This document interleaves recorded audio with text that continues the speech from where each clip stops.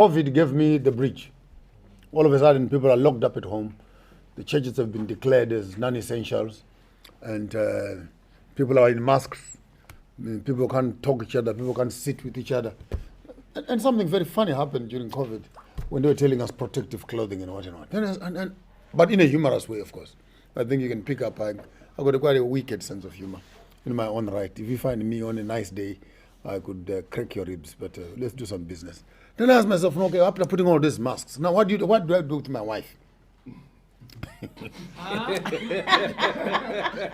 So do I now need a jumpsuit? Do I now need a swimmer suit or this diver suit or something? You know? And I'm being sarcastic, but honestly, I'm saying, no. Where does this stop? Right. You know, now I can't shake her hand. Now I can't sit with her.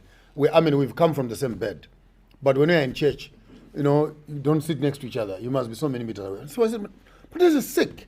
Why not just make as families, you know, family so and so sit there, family so and so sit. We're already infected for whatever reason it is. If she is sick, I'm sick. If she, then kids are, we're in the same car. And it didn't make sense to me. So the indigenous medicines and organic, our grandmothers, how did they used to do things? You know, they would steam, they would disinfect, they would. My mind started galloping. So when I started running some of those seminars on indigenous medicines and herbs, that's where it was coming from. Fast forward, then you get comments like, you Pan-Africanists, you're always talking. You're barking, you're making lots of noise. And there's no difference.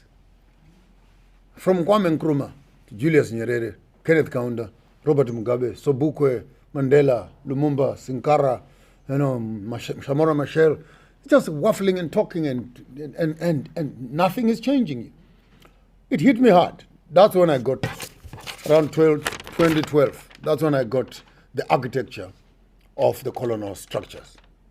When we say we're getting into politics, what is it exactly that we want to change? When we say we want to transform the society, what is it exactly that we are transforming? Then I was given these 7 pillars of how the colonial structure is formulated. But then something much deeper happened. When I got this structure in my hand, the question was, so how do you go about it to implement it?